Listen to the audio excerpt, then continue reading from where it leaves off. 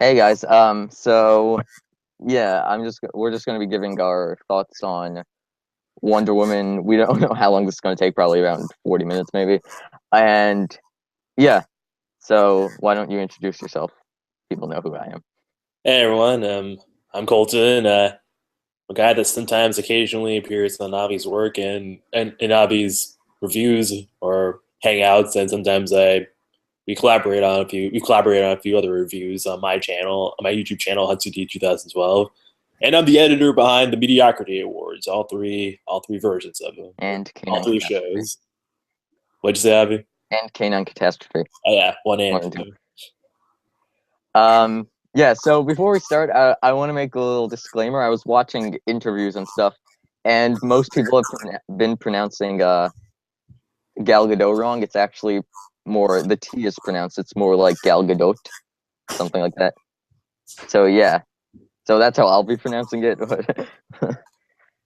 So yeah, my quick thoughts. Colton, are you still there? Yeah, I'm still here. Okay. Yeah. Uh, my quick thoughts are I enjoyed it. You can take that with a grain of salt because I like Batman versus Superman. Uh, so yeah, I enjoyed it. It might be my favorite superhero movie ever. Um, I still love Ant-Man, but this is probably a better overall movie where I just found Ant-Man funnier. Yeah, so this might be my favorite superhero movie of the year. It's for sure my favorite favorite superhero movie of all time. It's for sure my favorite movie of the year. Um, yeah, so my quick thoughts were, yeah, I enjoyed it. What about you? Okay, I'm someone that found Batman v Superman and the as a mixed bag, leaning in the more mediocre-ish direction. I actually really enjoyed Wonder Woman. Like most of my enjoyment of it came from just seeing Diana like when. Okay, yeah, that's spoiler territory. So let Yeah. me think here. I liked how the movie did a good job with its ideologies of Dinah as the idealistic here that idealistic pure-hearted hero versus Steve, who is a more pragmatic sort of kind of cynical person, and they make for a very good pair. Like I love how they interacted, and the fact that this is had World War I as its setting was a good was World War I made for a good setting for these two ideologies to interact and complement one another. I thought the action was pretty good, minus a few special effects failures here or there. Oh, But hey, what superhero movie doesn't have a few wholly uncanny valley moments? it And wasn't that jarring. I like no, like not that like it wasn't that bad. There was only like maybe a couple of moments like the end of the film, I think, but I'll get to that mm, later. And I like Gal Gadot or Godot, whatever. I liked her acting. I know a lot of people found her wooden or whatever, or in BVS, and I actually thought she was all right in that movie, but I found her better in this one. I mm, guess because it was her film, so she got yeah. had way more to work with. And overall, it was a pretty solid film. I look forward to seeing more of what Diana's going to be doing in the DC extended universe. Yeah, so right before we get into spoilers, I will say that Gal Gadot um did well in her performance. Like people were saying she wasn't so good, and I also didn't think she had done that well in BVS, but she had like 5 minutes of screen time in BVS and in all her previous movies. This was her first like feature length like full performance, and people seem to confuse a thick accent with like bad acting, but like I still think she did a good job. Like she wasn't wooden. She was still able to emote. I still believed her as Wonder Woman. Um, I don't think she did a bad job. I just think people hear like a thicker accent and are like, "Oh, it automatically means bad acting." But no, she did a good job. She did what she had to do. So yeah, I thought she did a good job as Wonder Woman as Diana Prince. How did you specifically feel about her? Specifically, like I said, for a hero that was meant to be idealistic, Gal, she fit the role to a T. I thought you really believe that she was someone that was like some people said she looked like I've seen a couple of reviews where it felt like she was walked right out of like the golden age or something like that, where the heroes were allowed to be heroes, there weren't any tragic backstories or anything like that. She just did it because it was the right thing to do. I think that's what the nostalgia critics said that he liked about her. And it didn't feel like an informed attribute. It felt like it was a legit, part of her personality. And of course, when the time for action came, you believed that she was a warrior and somebody that could kick your ass. Granted, she was like that in BVS also during the Doomsday fight, but it felt more meaningful here, I guess, because it was part of the story, so to speak. Whereas the Doomsday fight was more of a fan service battle, But not knocking that fight or anything. It was cool. I'm just you get where I'm coming Mhm. from. I'm not here to bash BBS or anything like that. That'll be the last BBS comparison I make. But either way, like I said, you believe she's a warrior. She was definitely looked the part as an Amazon that could that some people would gladly follow into a fight. And she also got some pretty good comedy in it. Also, when Mhm. she's trying on all the Yeah, her dresses. and Chris Pine. I get the Chris's mixed up. Her and Chris Pine had like really good chemistry, and like I believed them, and yeah, Probably and one of they the delivered probably one of the like on better the boats. They delivered a lot of funny lines. probably one of the better comic book movie romances out there in a while. Maybe the first couple I've liked since Gwen Stacy and Peter Parker and the Amazing Spider-Man series, and Tony Mhm. and Pepper and the Marvel Cinematic Universe. Yeah, so we that's our quick non-spoiler thoughts. We both really enjoyed it. Now let's get into spoiler territory, and the main thing, the No Man's Land scene. Like probably the greatest, like I don't know, one of the greatest superhero scenes I've ever seen. Uh Maybe the best my favorite scene of the year so far. I haven't seen that many movies this year. But yeah, it was really good. Just it gave me chills and it made me like almost shed a tear. It was like so great. What were your Definitely, thoughts? it's currently right now it's number 5 on my top 5 comic book movie scenes. I've seen a few people saying that No Man's Land is that nothing really happens in No Man's Land. It's the scene when she goes rushing into the town that's the highlight. But I just mashed those two moments together since No Man's Land is when the action starts and it doesn't stop until she has that moment where she jumps on top of the makeshift shield that Steve made and then goes crashing into that building and take out one of the snipers. But what I loved about it is that it felt very earned. For the Mhm. entire movie, Steve was trying. Diana wants to help, but Steve, he's being trying to be more smart about their course of action and everything. He says, "We can't save everyone. It's not what we're here to do." And then Diana says, "Maybe not, but it's what I'm here to do." Then she takes off her cloak or whatever she's wearing to conceal her armor. Then she steps into No Man's Land, and she goes walking. And the second they show someone firing at her, she deflects it with her gun with her bracelets, and then she goes charging in. And what I love about it is that as she's fighting through that, she inspires Steve and the others to run into the front lines and join her, which is something that I like about superhero movies is seeing the heroes inspire the people around them and all that jazz. And not to mention the action was just awesome. Seeing Diana tearing through Mhm. all those soldiers, no problem. You really felt like she was an Amazon, and it makes some pretty good use of camera movement, cinematography, and some pretty good uses of slow motion also. Like at Yeah. first, I thought this slow mo was just going to be another it was going to be kind of just pointlessly used at first. Like we had a one or two awkward slow mo shots during the opening in the Amazon of the Themyscira battle, but they made very good use of slow motion in the during No Man's Land, especially when she like grabs that one guy's gun and then breaks it across her back and all that jazz before keeping the fight going on before we resuming the fight. Y- Yeah. The way like the slow-mo didn't bother me. The way I feel the way the DCEU films action is much better than the way the MCU films action, where the MCU is like so messy that you can't focus on anything because there's just so much happening at once. The DCEU, it's at least in slow-mo and you could pay attention to different things happening, whereas MCU, it's all rushed, I feel. I don't know. Um, It depends on the movie for me. I don't know. I still the last fight in Age of Ultron, it's just there's just too much stuff happening, and even in like the airport battle. But yeah, I won't bash the MCU. Yeah, well, Um, that's another story. yeah, I don't know. I just feel like yeah, there were maybe a few fake CGI moments, but like I feel the way they film action is just much better because it is slow, but it's easier to focus on things. I wish there was a good balance, but I'd take that over. I think Um, what I also liked about No Man's Land is that it wasn't a. the score, also the score in No Man's Land. Yeah, I think another thing I liked about it is that it didn't feel like it was just there for fan service. And, okay, technically speaking, it Hmm. was more or less a fan servicey moment, but it felt like it. But it also was a. I think it mattered most because it was the first time we see Diana really. It's the first time we see Diana in costume, like it's been covered all this time, and that, but now she's going to battle, and then it kind of will. It also works about with the whole ideology thing I was talking about, idealism versus pragmatism. Steve can't help, but Diana can, which factors into the end of the movie also. Hmm. Speaking of the ending of the movie, okay, so that was something that I had issues with actually.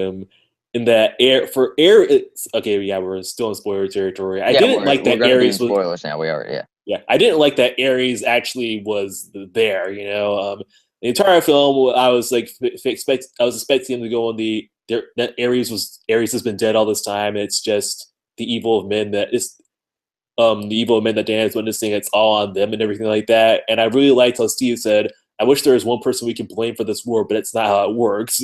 So I feel like the movie was having its cake and eating it too when Ares shows up almost maybe a minute after Steve makes that line, as if they couldn't bear to end the battle in the movie without some giant superhero fight. It's like also as the nostalgia critic said, I was not a fan of Ares' design.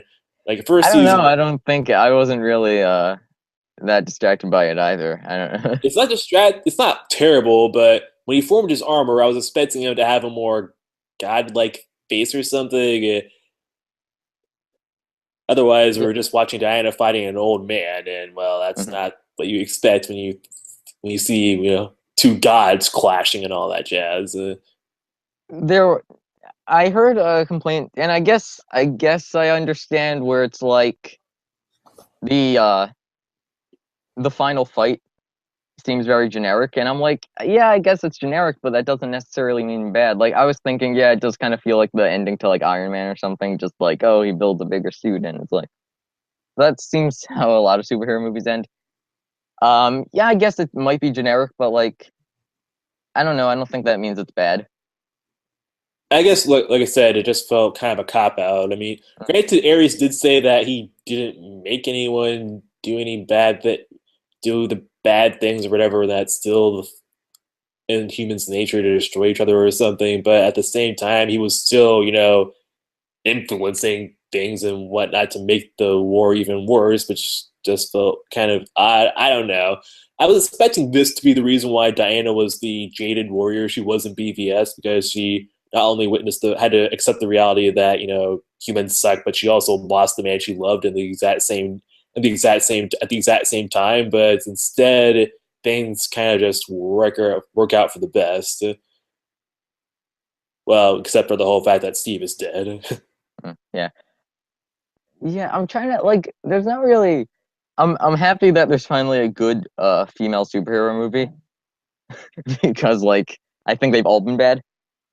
Like the only one I've seen is Catwoman and that's pretty bad and I heard Supergirl is bad Supergirl and and Catwoman, Supergirl and Elektra are bad. Also, are not Elektra, personally. Tank Girl, I guess that counts. Um yeah, so I'm happy that there's finally a good one and there's no like bias or anything from anyone because all the other DC movies have had poor reviews and there's no like oh people might be scared to give this one a bad review or whatever. It's people just it's a good movie because it's a good movie. Um yeah, I like there's not really like it's just a great movie and I could gush over how amazing it is for this whole discussion, but it's just like a good movie. It's just like a really good movie. Yeah, and despite And what I Brandon, said about the ending, the film yeah. still put a pretty big smile on my face. Hmm. And though I did kind of wish they did more with the characters of Doctor Poison and General Ludorf. I mean, they served their Hmm. purpose to the story, but they feel like they could have done a bit more with them, I guess. What I like about this movie is that compared to Captain America: The First Avenger, which was a superhero movie that takes place during a war, Wonder Woman was more like a war movie that featured a superhero. So I was expecting, I guess, a bit more to be done with the villains, so to speak. Granted, they couldn't do too much with them because they were still regular people, and Diana was an Amazon slash God killer or whatever. But you get where I'm coming at. Mhm. I also found it weird how Dr. Poison made that weird strength enhancing gas for General Ludendorff out of nowhere. I mean, that like took me out of the movie because the movie was treating World War One as realistically as possible. So I'm like, okay, in a movie where we have mustard gas, we also have this popping up out of nowhere, and nothing else like that appears for the rest of the film. So I'm thinking, what gives? It's a minor nitpick, all things considered, but it's just one of those things where you have to think, okay, are they that desperate to make us think that General Ludendorff really is Ares or something? Yeah, I'm trying to I'm trying to think like aside for a few, I'm trying to really think if there's anything I had any major problem with. I gave this a 9 out of 10. Aside from some pacing issues, so maybe, but like I don't know. Like the opening might have been like a little too like schlocky. Um, I think but the only poorly paced part was the first act. Like when the Mascara is my least favorite part of the movie because it's just kind of boring. It's your typical um, first act of a superhero movie where we have to, everything has to be set up. We have to learn about who Dan is and some cryptic foreshadowing. It takes longer than I would have liked. But once they get off the island and get to the mainland, things pick right up. yeah, I'm trying to think. Where do you think one this ranks in like your all-time favorite like superhero movies? I'm not sure. I'd have to go back and look. It would be high up, I'd say, but I don't know if I had to pit You've it probably seen against some more of than my me favorite. also. So What? you've probably seen more than me also in terms of Yeah, superhero. yeah. I've seen everything in the MCU. I saw all of the. DCU. Seen all the Spider Mans, all the Yeah. X Men, and all the Superman films, several Yeah. Batman movies. It's Hmm. hard to say. If I had to pit this against some of my favorites, like Spider-Man 2 or X-Men First Class, Spider-Man 2 is still at the top for me. The Wonder Woman would be somewhere in its range, I think. How about is this your favorite of like the year so far? Hmm.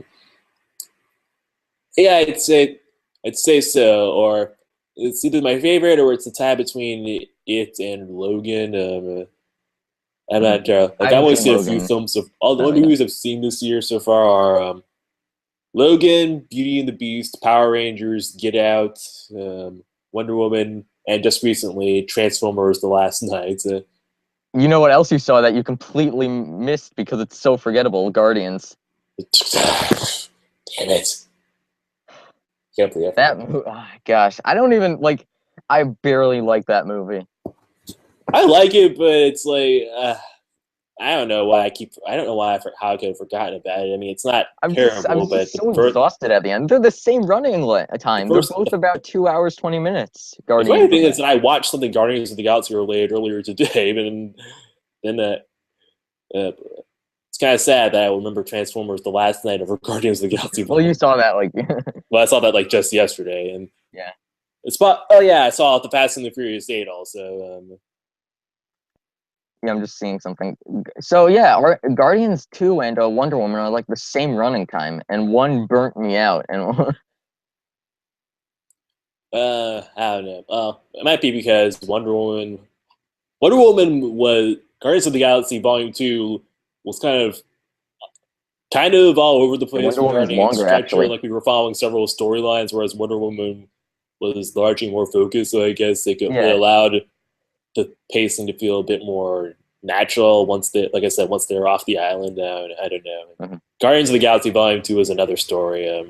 Yeah. So if I had to say anything about Maybe yeah, maybe we should do maybe later we should do a longer discussion. I might have more to say on that movie honestly, because that was just so yeah, I like the first one better, but I don't yeah, hate the yeah. second either. Yeah, we might actually have to do that later. Um Right now, though, what I'm really crossing my fingers for is Spider-Man: Homecoming. It's not Iron Man 4, Robbie. Before you even think about it, yeah, I think Pepper Potts is in this one also, so yeah. Well, I like Pepper Potts, so oh my gosh, wait, one more sidetrack. wait a Did you see minute. that? That's Did you see? I don't know if it's a fake poster. Did you see? There was something posted yesterday. It was like another what, teaser poster. I'll have to send you it. It looks awful. I think it might be fake. I cannot tell though. what are you talking It about? is fake because it is fake. A Spider-Man Homecoming poster. You mean the IMAX Um, one? I don't know. There is a fake one because it shows Michael Keaton, and then on Michael Keaton it just says bad guy. Yeah, I saw that, and I wasn't sure if it was fake until I saw that. I saw it, and I quickly went away from it because I mean I've seen so many arguments and whatnot regarding the Spider-Man posters that I've just gotten sick of it, and I just want the freaking movie to come out already so I can finally see it and just judge it finally if it's good or bad. It's like I just find it hilarious how we've been clamoring for Spider-Man to be in the MCU, and then he's finally there, and we're still not satisfied. Before it's like first we're happy he's there. We consider him to be the breakout star of Captain America: Civil War. Then finally he gets his own film, and suddenly everybody's back to arguing like bitchy little. Like, I don't know, but Yeah, then we're suddenly back to arguing again. Like we can't. I don't know. yeah, back to Wonder Woman. Yeah, back to Yeah, Wonder Wonder Woman. Woman is I'm just like sorry, we just get sidetracked. I got sidetracked there, but If let's Wonder see. Woman was like a worse movie, I don't think we'd be sidetracked. But there's nothing like it's just a great movie. There's not Like, much else to talk about, I guess. I actually, though, I have to say, will say that I found it hilarious how yeah, the movie, the climax, almost part of the climax involves a guy named Steve, played by Chris, going into an airplane to take out its deadly cargo, and the said character not making it to the end of the film. Well, okay, he didn't make. Well, Captain America made it, but Steve Trevor yeah, did not. But yeah. So it's almost like the I same don't, exact I don't know. thing. It's like I'm trying to think. Is there anything else? It's just a great movie, and it's But going to be boring just to gush over how great every scene I'd is. say, well, when I said there were a few uncanny valley moments, I'd say one Yeah, moment was probably at the very end of the movie when Diana jumps out her bedroom window towards the camera. I'm thinking that looked kind of obvious. That looked pretty fake. Well, not pretty fake, but it felt like the green screening was off or something like that. I can't remember off the top of my head. And I have to say, I was kind of disappointed that Lucy Davis was only there for a short while as Etta Candy because I thought she actually made for a good comedy relief. And yeah. I'm trying to think. Like, yeah. Do you have anything else you want to mention? I expected this to go longer, and then I I was like, but it's just a great movie. I can't. think that about covers it. I remember I gave it an 8 point on my review of it. I gave it an 8.7 out of 10, and because of the whole Aries bit and some pacing issues here or there. I will go on. I will say that the whole thing with Ares. It doesn't ruin the movie. I just felt like it would have been more Mhm, interesting and thought provoking if he just wasn't there. mhm. Though, like some of his own comments about influencing people can be thought as thought provoking in its own right, and maybe I will look at it in a different light once I see the movie again. Once the film comes out on DVD. I will say that disappointed that there was no cameo from Linda Carter in this movie. I mean, she was the original Wonder Woman all the way Mm. back in the '70s and whatnot. And I heard that they couldn't like get the rights to her theme song or something like that. Granted, it wouldn't have worked in this movie anyway, but it would have been kind of hilarious to hear it playing during the credits or something as a gag. Mhm. But that's just a minor nitpick or anything like all Yeah, these. I mean that's not really even a nitpick. That's just saying, oh, I wish they had they put like an Easter egg in or whatever. Yeah, an Easter egg. That's not really a nitpick even. Um, So yeah, that's about the size of it. I just liked the comedy. I yeah, liked the action. The drama was good. It's probably one of the few. I think it might be one of the first comic book movie. It's probably one of the few comic book films out there I can say I didn't feel like they wasted a perfectly good plot or anything like that. Outside of my Ares issues, but even taking that out, even with Ares in the film, it still felt like they set out to do what they wanted, which is give Wonder Woman finally give us a good, just give it, which was just giving us a good superhero film and all that jazz. mhm. With some strong themes and. Like I said, overall, I left with a big smile on my face. And hopefully Justice League is good. But Hopefully, I am keeping my fingers crossed. Justice League, that's gonna be the movie to make or break it for the DCU. Since I'm split. I like two and I hate two. I think Uh, regarding Justice League, I think we might have to give it a, considering everything that's happened with Zack Snyder's daughter mhm. and Joss Whedon, how much he's doing in the movie. He's just doing reshoots. I'm pretty sure, or like yeah, I've heard some conflicting reports about just how involved he is, but I it's nothing. He's directing reshoots. It's like it's not. okay. But hold that, or Avi, hold that thought. I'll be right back. Mhm.